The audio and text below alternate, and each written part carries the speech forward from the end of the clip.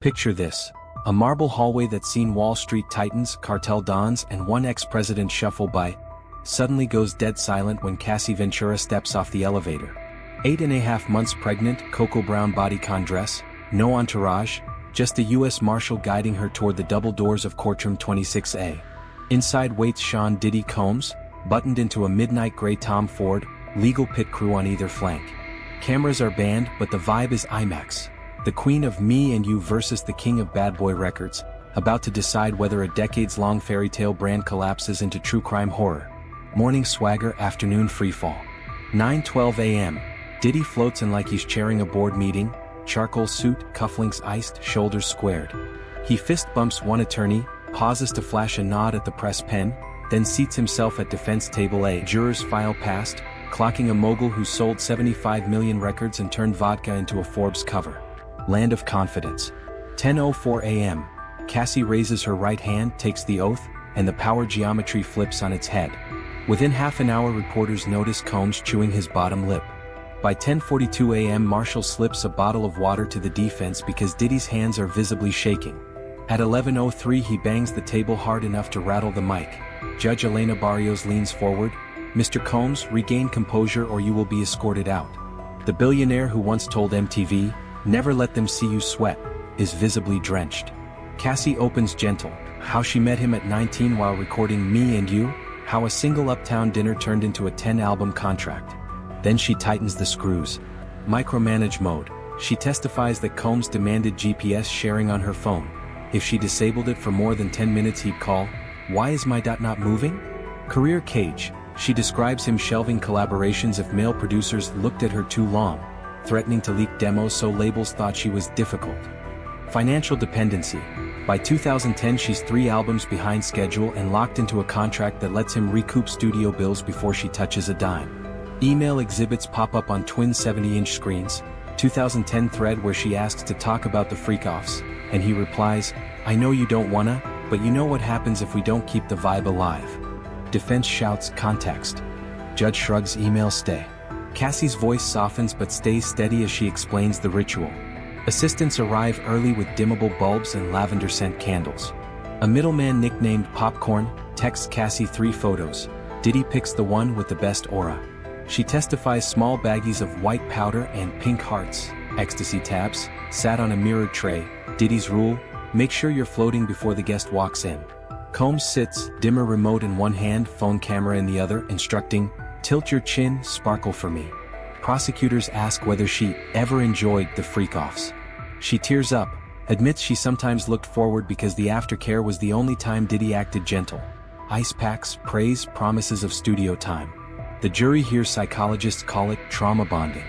But a hotel incident Diddy didn't plan makes the freak-offs look like child's play. Grammy Week 2014.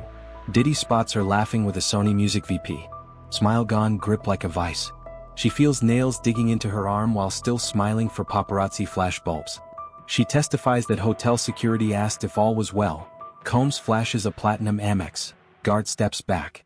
Diddy allegedly seizes her phone, smashes it, rips the suite's landline from the wall. She claims she's shoved, slapped with a champagne bottle base, it breaks a lamp instead, and blocked from leaving until she agrees it was all her fault. Mirror selfies taken the next morning appear.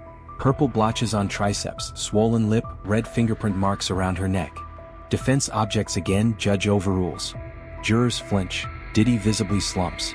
Prosecution's digital forensics agent walks jurors through partial device extractions, seized during March 2024 raids. Diddy tells Cassie, "I blacked, that wasn't me, you know how liquor hits.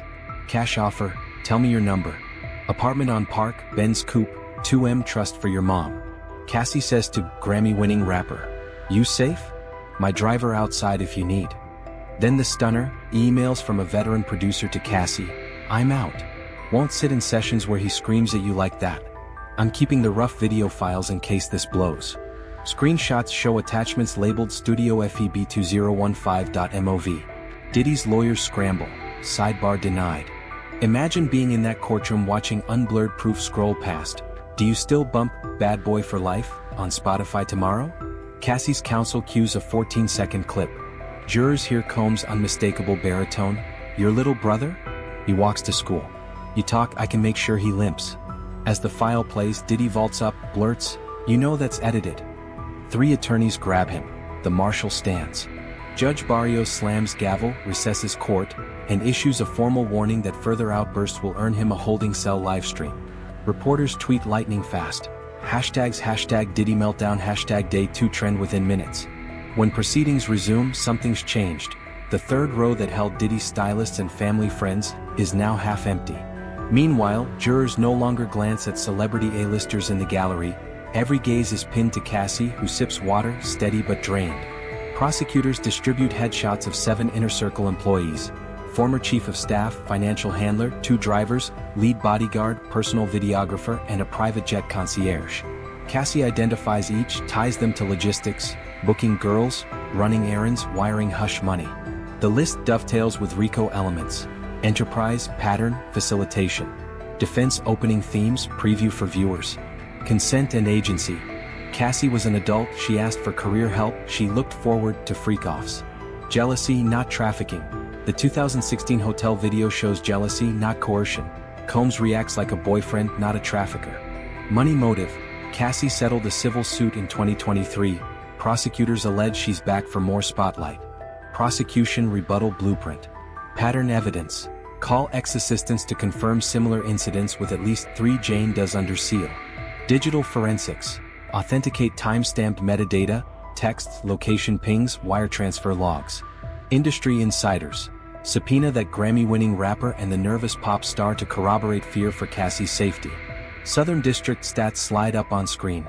Only 3.9% of federal defendants walk free after trial. Everyone else pleads or gets convicted. Welcome to the 97 Club. Ciroc and De Leon. Parent company Diageo already froze marketing spend last winter. Day 2 meltdown could accelerate full severance. Revolt TV.